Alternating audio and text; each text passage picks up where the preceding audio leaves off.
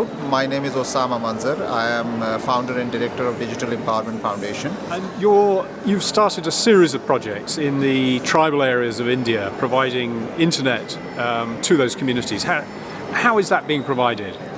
Okay, well, we have a model of community information resource centers in remote areas, in deep areas where literacy is low, education is low, and we set up this community information resource center which basically provide computer access or IT access or internet access and all that.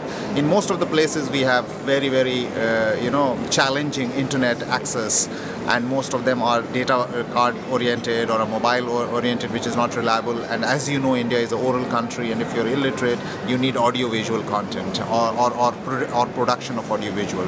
Therefore, this entire need of broadband at the last mile was one of the most sought-after thing.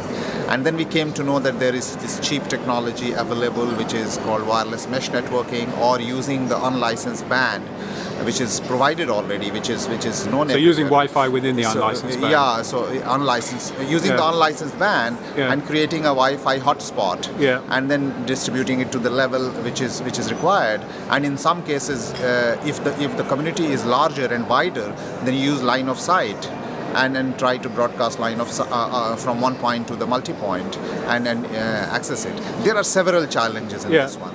So this project, which is called Wireless for Communities, it is supported by Internet Society. It is also supported by, in another format, by Ford Foundation. And basically, we are trying to work on 4 or 5 challenges. Challenge number 1, how we make sure from the advocacy point of view that this unlicensed band can be expanded, or their channels can be expanded. Because unlicensed band, if you go into the city, they are all blocked. You can't use it. But if you go to remote areas, they are available. So that's a good news.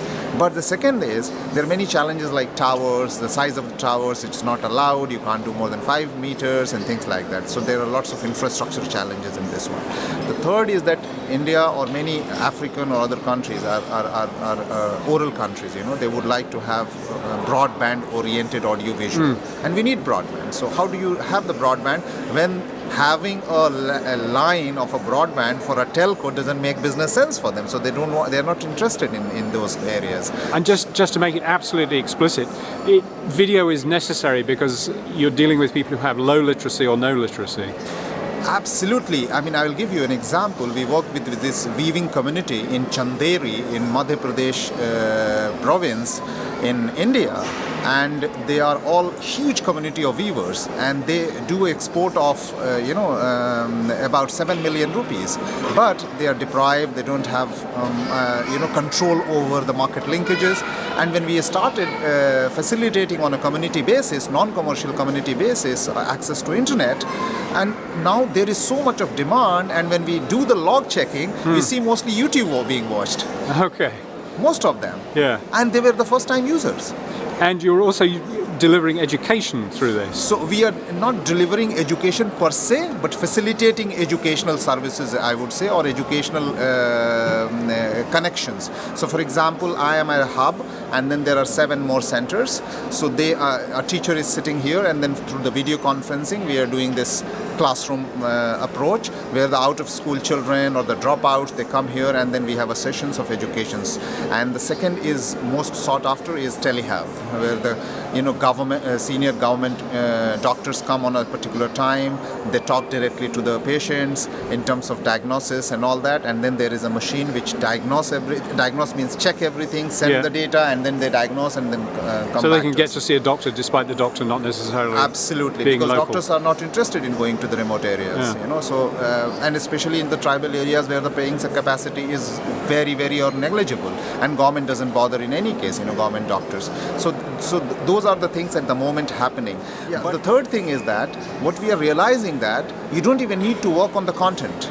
As soon as you have connectivity, which is access, you will find that people are automatically exploring content, or they are building content, or they are using it for exercising their rights, or for complaints, or for grievance redressal system, or finding their own opportunity. It is more like a highway. If you create a highway, I mean, people will start opening shops and selling their products by going through the road. You were saying earlier that you were looking at one of the challenges was to look at how to create a rural ISP that could sustain this kind of provision. Yeah, so when you become you say the word ISP and you want to become a rural or urban or whatever, this is called Class A, Class B, or and that's in Indian regulatory terms. So regulatory term, you can't become a ISP without paying a license.